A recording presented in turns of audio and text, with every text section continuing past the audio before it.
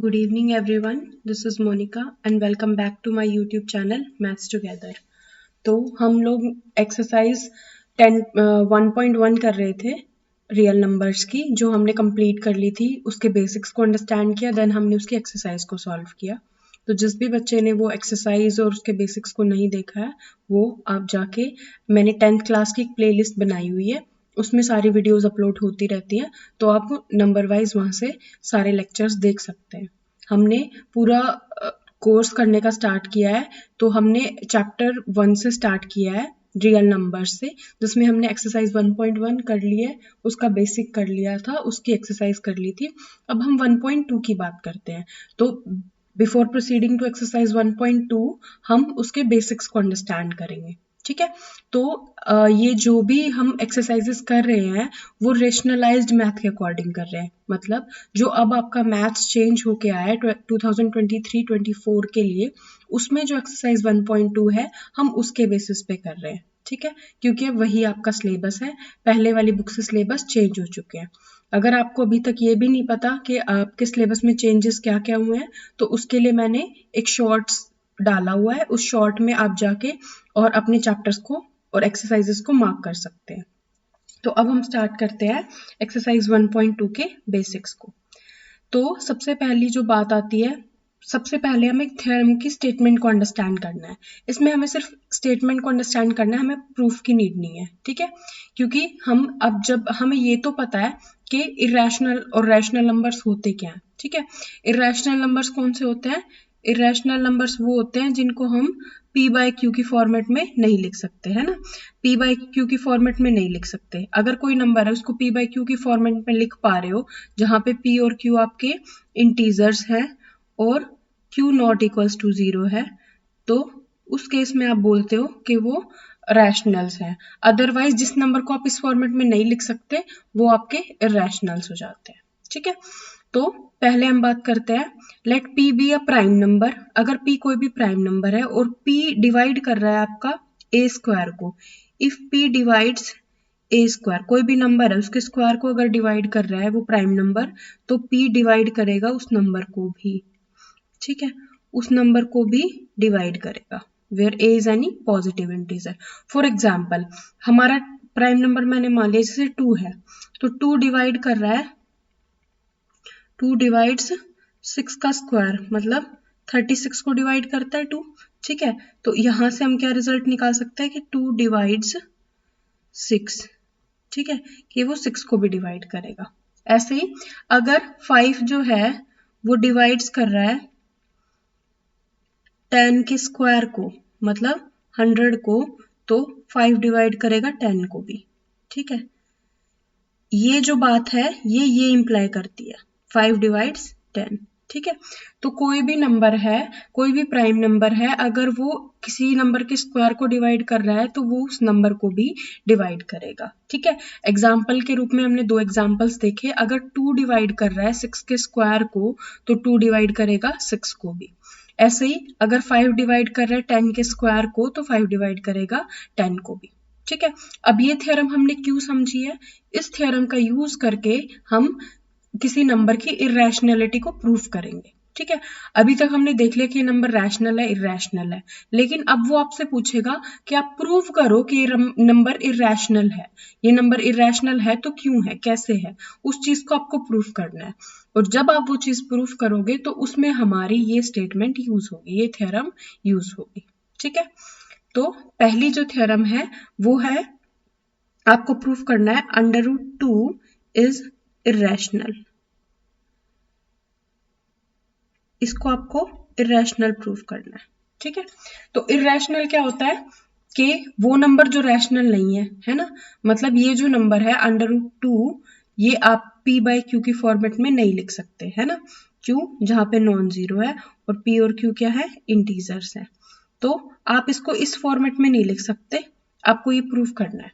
ठीक है, तो जब भी आपको कोई चीज प्रूफ करनी हो, मोस्टली केसेस में हम उसका उल्टा मान लेते हैं. मतलब मुझे कोई बात किसी को प्रूफ करके बतानी है, मैंने कोई स्टेटमेंट कहा कि भाई ये तो ऐसे होता है, और कोई मुझसे कहे क्यों होता है ऐसे, ऐसे तो नहीं होता, तो फिर मैं उसको कहूंगी चल मान ले कि ऐसे नहीं होता, और फिर मैं उसको कॉन्ट्राडिक्ट करूंगी कि देख फिर ये चीज हुई ना, मतलब मैं उसको कॉन्ट्राडिक्शन पे पहुंचा दूंगी एक पे कि भाई मेरी जो बात थी वो सही है।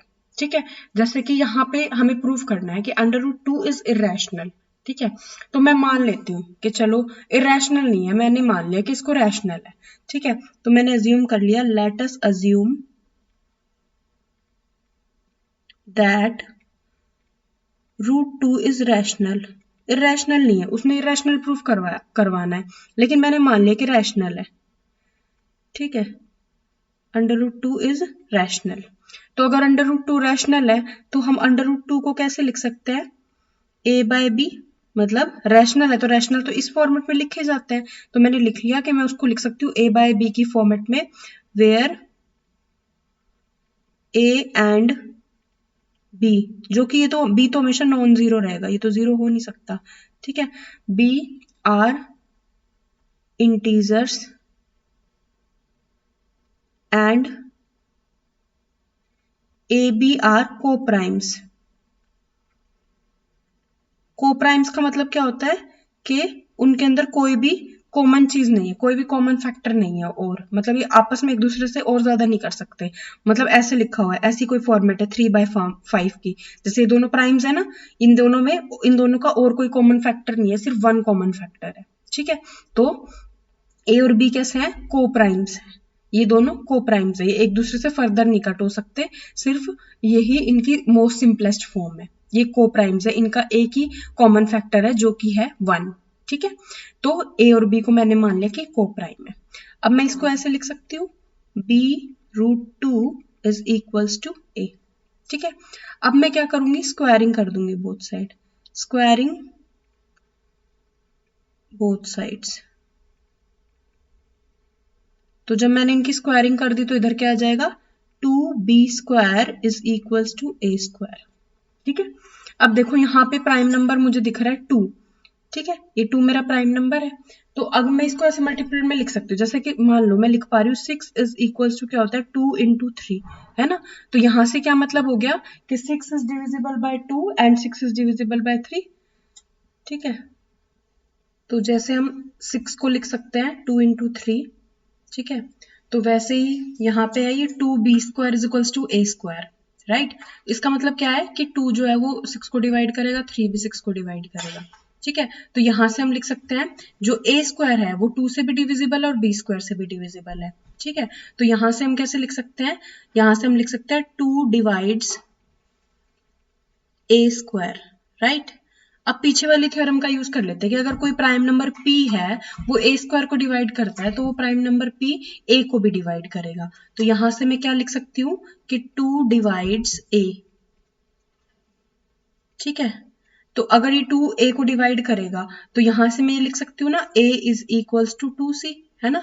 जब हम इसको मल्टीपल में लिखना है, मतलब ये जो a है ये इसका कोई मल्टीपल होगा, जैसे मान लो कि a मेरा 6 है तो ये क्या होगा 2 इंटू 3 तो होगा, है ना, 2 इंटू 3 होगा। तो यहां से हम लिख सकते हैं a is equals to 2c। ठीक है, a is equals to 2c लिख दिया। अब जहां पे c कोई भी इंटीजर है, क्लियर। तो यहां से हम लिख सकते हैं a is equals to 2c, clear. अब इसको अगेन इसका स्क्वायरिंग, अब हम क्या करेंगे, जो पीछे था हमारा इसको हम 1 नंबर दे देते हैं। ठीक है, इसको हमने मान लिया 1,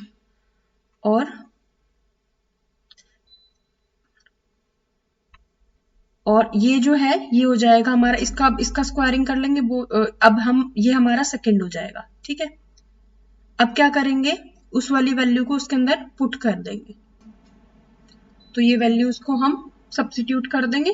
ठीक है, तो जैसे ही हम a की वैल्यू फर्स्ट में पुट करेंगे तो हमारा हो जाएगा 2b², वहां था ना 2b², और a² की जगह ये वैल्यू लिखेंगे 2c² और इसका स्क्वायर 2c का होल स्क्वायर। ठीक है, तो यहां से क्या हो जाएगा 2b² is equals to 4c², that means b² is equals to 2c²।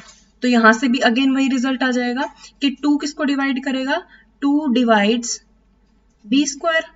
ठीक है, अब 2b² को डिवाइड करेगा तो इसका मतलब क्या है उस थ्योरम का यूज करके कि 2 डिवाइड्स किसको करेगा, b को करेगा। ठीक है। तो पीछे वाले रिजल्ट से हमें क्या मिला था कि 2 डिवाइड्स ए और यहां से मिल गया 2 डिवाइड्स बी। मतलब जो ये 2 है ये दोनों का, ए का भी और बी का भी कॉमन फैक्टर है। लेकिन हमने तो क्या माना था कि ए एंड बी कैसे थे, को प्राइम्स थे, मतलब इसका 1 के अलावा कोई भी कॉमन फैक्टर आएगा ही नहीं। लेकिन हमें तो यहाँ मिल गया कि जो 2 है वो भी ए और बी का कॉमन फैक्टर है। तो जो हमारी अजम्पशंस थी वो गलत हो गई, है ना। हमने तो कोप्राइम माना था लेकिन एक और कॉमन फैक्टर आ गया। तो यहाँ पे हमारा जो इसको ये कॉन्ट्राडिक्शन आ गई कि ए और बी कोप्राइम है। मतलब कि जो हमारा हमने ये कॉन्ट्राडिक्शन यहाँ पे ला दी कि ए और बी के कोई भी कॉमन फैक्टर नहीं है 1 के अलावा, लेकिन है। तो यहाँ पे हमारे पास कॉन्ट्राडिक्शन आ गई, मतलब जो हमारी अजम्पशन थी वो रॉन्ग थी, है ना। Our assumption was wrong. और हमारी अजम्पशन क्या थी कि हमने माना था कि भाई वो जो दोनों जो हमारा रूट 2 है वो कैसा है, रैशनल है ना। तो यहाँ पे हमारी अजम्पशन गलत हो गई। अब रूट 2 रैशनल नहीं है तो रूट 2 क्या बन गया, इरैशनल बन गया। ठीक है। तो यहां से हमने क्या प्रूव कर दिया कि under root 2 is a irrational number. Clear. अब इसी तरीके से हम बात कर लेते हैं रूट 3 की। Root 3 is irrational. ये हमें प्रूव करना है कि भाई जो रूट 3 है वो एक इरेशनल नंबर है। ठीक है। तो अगेन हम मान लेते हैं कि रूट 3 सब में जब भी आपको इरेशनलिटी प्रूव करनी है तो सब में सेम चलेगा। ठीक है। सब में सेम कॉन्सेप्ट चलेगा, सेम वही स्टेप्स आएंगे सब में। ठीक है। तो अब अगेन हमने जैसे रूट 2 में माना था कि हमने उसको रैशनल मान लिया था, वैसे ही हम अंडर रूट 3 को रैशनल मान लेते हैं। अगर अंडर रूट 3 रैशनल होगा तो हम इसको इस फॉर्मेट में लिख पाएंगे a by B, where a and b are integers. ठीक है। a और b मतलब जिसमें नॉन जीरो है, integers, and a b are coprimes. Coprimes मतलब इनके 1 के अलावा कोई और कॉमन फैक्टर नहीं होंगे। ठीक है। अब अगेन इसको मल्टीप्लाई करोगे तो यहाँ आ जाएगा b root 3 is equals to a। अब अगेन स्क्वायरिंग बोथ साइड्स कर दो तो यहाँ से आ जाएगा 3b square is equals to a square. That means यहाँ से हम क्या कह सकते हैं, 3 डिवाइड्स a स्क्वायर, है ना। 3 किसको डिवाइड करता है, a स्क्वायर को। तो यहाँ पे क्या आ जाएगा, 3 divides a, sorry a square is divisible by 3 ना। यहाँ आ जाएगा a square is divisible by 3। a square is divisible by 3, that means a is divisible by 3, उसी वाली थ्योरम से। ठीक है। तो यहां से हम पहुंच गए a जो है वो 3 से डिविजिबल है। अब a 3 से डिविजिबल है तो हम a को कैसे लिख सकते हैं, a is equals to 3c। ठीक है। अब देखो ये क्या हो गया, इसको मैं नाम दे दूं 1 का और इसको मैं नाम दे दूं 2 का। तो अब हम क्या करेंगे, ये जो 2 वाली वैल्यू है इसको 1 के अंदर पुट करेंगे। ठीक है। तो जैसे हम 2 वाली वैल्यू को 1 के अंदर पुट करेंगे तो क्या हो जाएगा, इधर था 3b square is equals to 3c का होल स्क्वायर, है ना, क्योंकि a की वैल्यू क्या थी, 3c। ठीक है।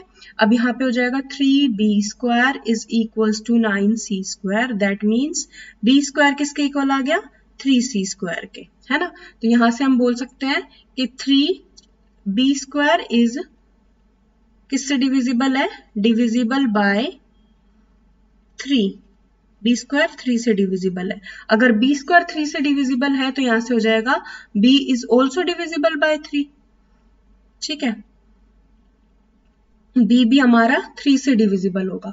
पीछे वाले पे क्या आया था, a इज डिविजिबल बाय 3 और यहाँ पे आ गया b इज डिविजिबल बाय 3। लेकिन a और b क्या थे, कोप्राइम्स, मतलब उनके अंदर कोई भी कॉमन फैक्टर नहीं होगा 1 के अलावा। लेकिन यहाँ हमारे पास आ गया कि a और b का एक और कॉमन फैक्टर है विच इज 3। तो यहाँ हमारी क्या आ गई, कॉन्ट्राडिक्शन आ गई। तो अवर सुपोजिशन वॉज रॉन्ग, हमारी जो सुपोजिशन थी वो गलत है। हमने क्या सपोज किया था कि अंडर रूट 3 जो है वो रैशनल है। तो यहां से हम क्या कह सकते हैं, under root 3 is irrational. Clear. सब में सेम कॉन्सेप्ट चलेगा, सब में सेम स्टेप्स आएंगे हमारे। ठीक है। अब हम बात करते हैं नेक्स्ट की। नेक्स्ट जैसे हमें प्रूफ करना है 5 माइनस रूट 3, इसको हमें प्रूफ करना है कि ये इरैशनल है। ठीक है। तो अगेन वही करना है, let us suppose that, let us assume that 5 minus root 3 is rational. Rational होगा तो हम इसको p बाई क्यू की फॉर्मेट में लिख पाएंगे, है ना। तो 5 minus root 3 is equals to a by b की फॉर्मेट में लिख सकती हूँ, where a and b non equals to 0 are integers and coprimes. ठीक है, ये को-प्राइम वर्ड बहुत इंपॉर्टेंट है, अगर को-प्राइम नहीं लोगे तो हम कॉन्ट्रडिक्शन पे ही नहीं आ पाएंगे। ठीक है, तो ये को-प्राइम हो गए। अब देखो, अब इस पे शिफ्टिंग कर दो, रूट 3 को उस साइड शिफ्ट कर दो, यहाँ लिख दो 5 माइनस a बाय b। ठीक है, अब देखो 5 अपॉन 5 को क्या लिख सकते हो, 5 अपॉन 1 ही लिख सकते हो, है ना। और यहाँ पे a और b क्या है, इंटीजर है ही, b नॉन जीरो है। तो देखो ये क्या है, ये मेरा क्या है, एक रैशनल नंबर। ठीक है, और ये भी मेरा क्या है, एक रैशनल नंबर। ठीक है, तो difference of to rational number becomes again a rational number, है ना। ये रैशनल है और ये भी रैशनल है, दोनों का डिफरेंस करती हूँ तो रैशनल आएगा। रैशनल और इरेशनल का करती तो इरेशनल आता, लेकिन यहाँ पे दोनों ही नंबर रैशनल हैं, तो जब मैं इनका डिफरेंस करूंगी तो वो अगेन ए रैशनल नंबर आएगा। दैट मीन्स हमारी जो RHS है, ये वाली जो साइड है, ये क्या बन गई, एक रैशनल नंबर बन गया। ठीक है, ये हमारा एक रैशनल नंबर बन गया। लेकिन अभी अभी हमने प्रूव किया कि रूट 3 तो हमारा इरेशनल होता है ना। अभी अभी हमने प्रूव किया था कि रूट 3 तो इरेशनल होता है। ठीक है, तो ऐसा पॉसिबल है क्या, राइट साइड रैशनल है और लेफ्ट साइड इरेशनल है लेकिन दोनों इक्वल है? ऐसा पॉसिबल है नहीं। ठीक है, तो यहां से हमारी अजम्पशन जो हमने अज्यूम किया इसको रैशनल, वो फिर से गलत हो गई। हमारी अजम्पशन गलत है, तो यहां से सही क्या हो गया, 5 minus under root 3 is rational. ठीक है, कुछ जो बेसिक्स हैं जैसे रूट 2 हो गया, रूट 3 हो गया, रूट 5 हो गया, इनको रैशनल्स प्रूफ करने के बाद, इरेशनल्स प्रूफ करने के बाद ये वाले जो इस टाइप की फॉर्मेट के होते हैं या जिनमें ये वाली टर्म यूज होती है ना, वो सिंपली हो जाती है। लेकिन इसमें हमें, अगर ये आपका एग्जाम में आता है तो आपको इसमें रूट 3 की इरेशनैलिटी को प्रूफ करना है। ठीक है, बीच में ही आपको इरेशनैलिटी इसके ऊपर काम करके रूट 3 को इरेशनल दिखाना है और उसके बाद बोलना है कि भाई ये तो इरेशनल होता है और ये हमारा रैशनल आ गया, तो ये दोनों इक्वल हो नहीं सकते। तो यहाँ से हमारी कॉन्ट्राडिक्शन आ गई। कॉन्ट्राडिक्शन आ गई तो हमारी जो अजम्पशन थी वो गलत हो गई और वापस से हमारा ये जो है वो एक इरेशनल नंबर बन गया। ठीक है, तो आई होप आपको ये सब समझ में आया होगा। तो ये थे हमारी एक्सरसाइज 1.2 के बेसिक्स। बेसिक्स तो क्या है, जस्ट इसमें एक थ्योरम थी जो हमें ध्यान रखनी है, सिर्फ स्टेटमेंट, और उसके बाद हमें इरेशनैलिटी प्रूफ करनी है। आज हमने 3 क्वेश्चंस किए हैं इसके इरेशनैलिटी प्रूफ करने के, और कल हम इसकी एक्सरसाइज के इरेशनैलिटी वाले क्वेश्चंस करेंगे।